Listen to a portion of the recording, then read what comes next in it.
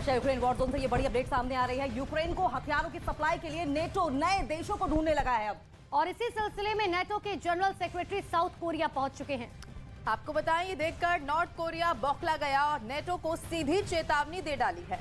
अब सवाल यह है कि क्या यूक्रेन की मदद के बहाने अमेरिका रूस के खिलाफ आधी दुनिया को एकजुट करने में जुटा हुआ है, ताकि अगर तीसरे विश्व युद्ध की नौबत आए तो उन देशों को आसानी से अपने खेमे में खड़ा होने के लिए तैयार किया जा सके।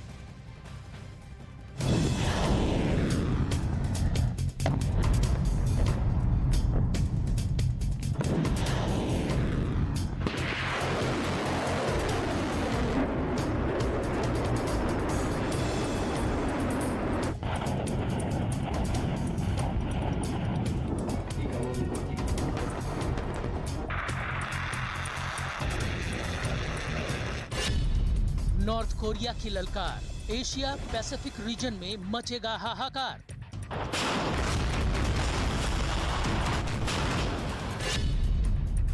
महायुद्ध के लिए 2 मोर्चे तैयार, होकर रहेगा थर्ड वर्ल्ड वॉर।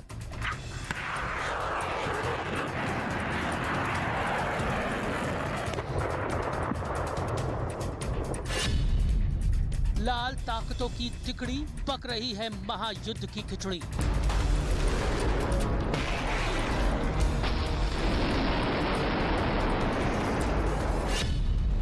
दुनिया भर के डिफेंस एक्सपर्ट को जिस बात का डर था, अब उसके सच होने की आशंका नजर आने लगी है महाविनाश की झलक और नजर आने लगी है धरती की तबाही। जी हां, यूक्रेन रूस के बीच जंग को शुरू हुए तकरीबन 1 साल होने जा रहे हैं।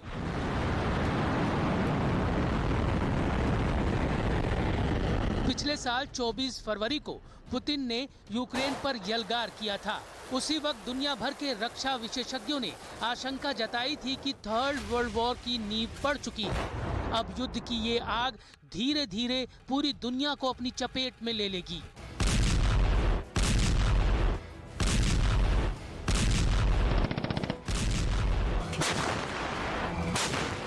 जिसके बाद महाशक्तिशाली देश एक दूसरे पर परमाणु बम फोड़ेंगे और धरती वीरान हो जाएगी, बंजर हो जाएगी, तबाह हो जाएगी।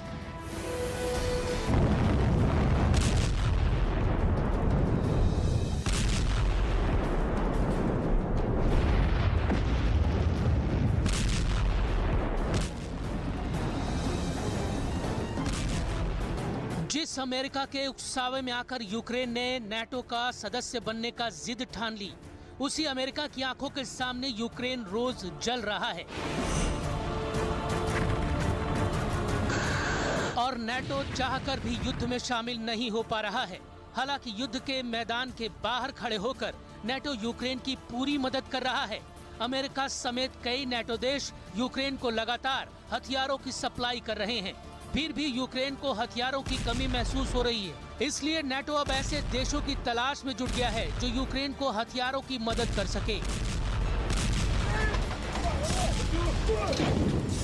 इसी तलाश में नेटो के secretary general Jens Stoltenberg south Korea के दौरे पर पहुंचे। सियोल में जेन्स की मौजूदगी देखकर नॉर्थ कोरिया तिलमिला गया।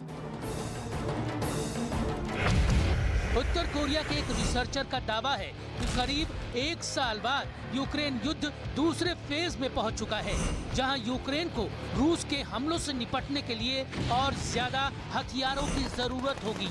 इसलिए नेटो के सेक्रेटरी जनरल सियोल पहुंचे ताकि वो साउथ कोरिया और जापान पर यूक्रेन को हथियार सप्लाई करने का दबाव बना सके। अगर नेटो की कोशिश रंग लाती है तो यूक्रेन को हथियार सप्लाई करने वाले देशों में 2 और गैर नेटो कंट्री की एंट्री हो जाएगी।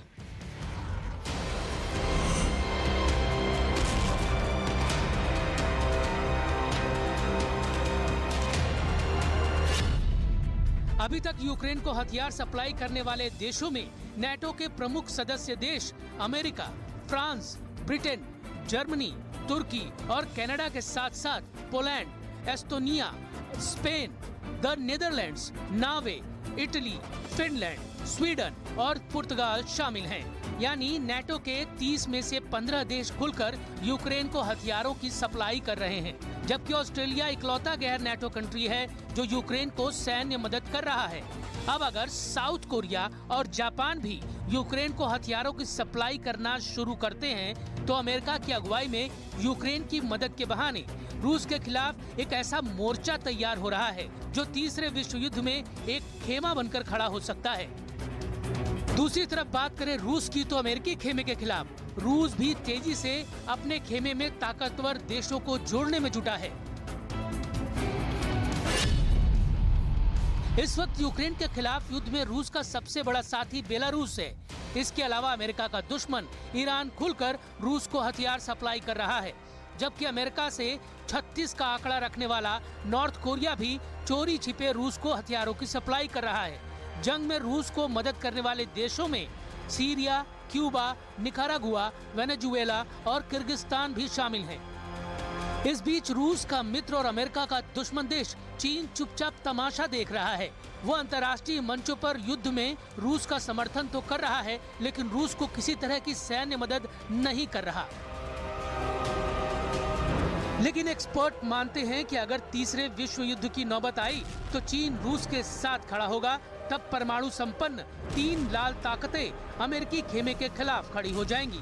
तब अमेरिका भी परमाणु संपन्न देशों ब्रिटेन और फ्रांस के साथ रूस के सामने होगा।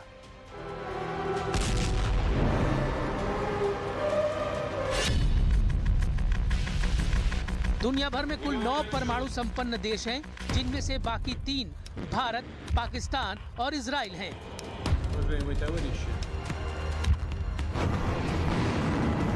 पाकिस्तान इस वक्त चीन का करीबी है। पाकिस्तान की अमेरिका से अनबन भी है, लिहाजा वो भी रूस के खेमे में जाकर खड़ा हो सकता है। जबकि भारत और इजराइल इन दोनों देशों का मैत्री संबंध रूस और अमेरिका दोनों से है। ऐसे में ये कहना बड़ा मुश्किल है कि ये दोनों देश वक्त आने पर कौन सा खेमा चुनेंगे।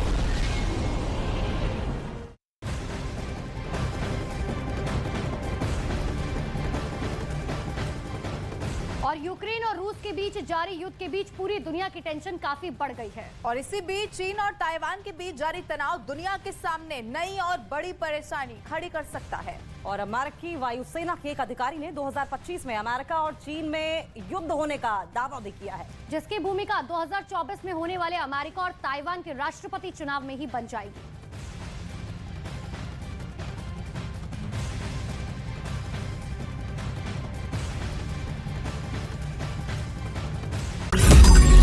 मैंने नहीं देखा इस तरह का चीट, इस तरह का क्रिमिनल माइंड पूरे जेल स्टाफ को ब्राइब कर देगा। मैं सोच भी नहीं सकता था गवर्नमेंट फंक्शनरी को इम्पर्सनेट करता था, आवाजें बदलता था। टारगेट भी बहुत पावरफुल धनवान लोगों को करता है। ये एक ही चीज से रुक सकता है, अगर आप इसकी जीभ काट दो। न्यूज चैनलों के इतिहास में पहली बार न्यूज 18 इंडिया की web series FIR number 208 streaming 3 February 9 PM